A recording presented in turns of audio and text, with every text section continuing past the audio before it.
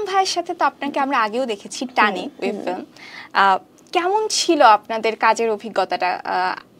মানে প্রথম যখন কাজের অভিজ্ঞতা ছিল সেটা একরকম, এখন তো আবার নতুন করে আবার কাজ করলেন, কেমন এক্সপিরিয়েন্স?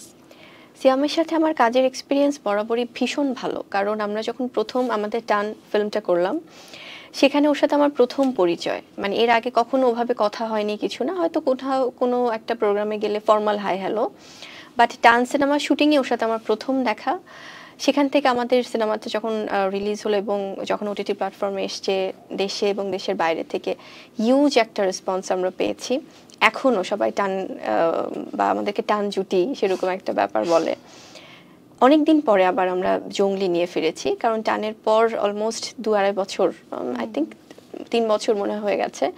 কারণ সিয়াম বুবলি জুটিটার প্রতি না মানুষের যেমন ভালোবাসা কাজ করে, তেমনি আমাদের দায়বদ্ধতাও আছে।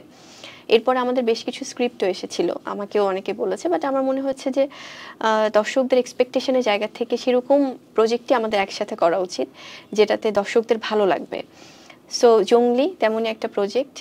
ও বরাবরই ভীষণ ডেডিকেটেড কাজের ক্ষেত্রে, খুবই পজিটিভ মেন্টালিটির একজন মানুষ, খুব হেল্পফুল। সো খুবই ভালো এক্সপিরিয়েন্স।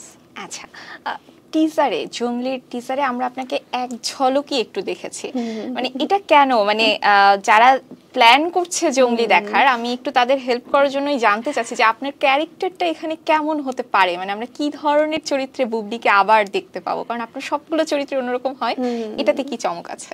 এখানে আমাকে প্রথম থেকে, যখন থেকে আমি জঙ্গলিতে ইনভলভ হয়েছে তখন থেকে না একটু মানে আছে না যে খুব বেশি আমাকে রিভিল করছে না বা করেনি, কারণ এখানে রিজন আছে।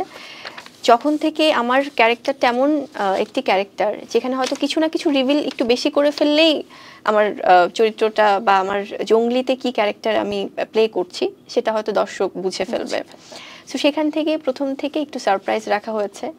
এবং যখন আমাদের বন্ধু গো শোনো এই গানটি আসলো, তখন মানুষ বলেছে যে ওয়াও, মানে এই সারপ্রাইজগুলোর জন্যই কি আমরা প্রথম থেকে মিস করছিলাম বুবলিকে।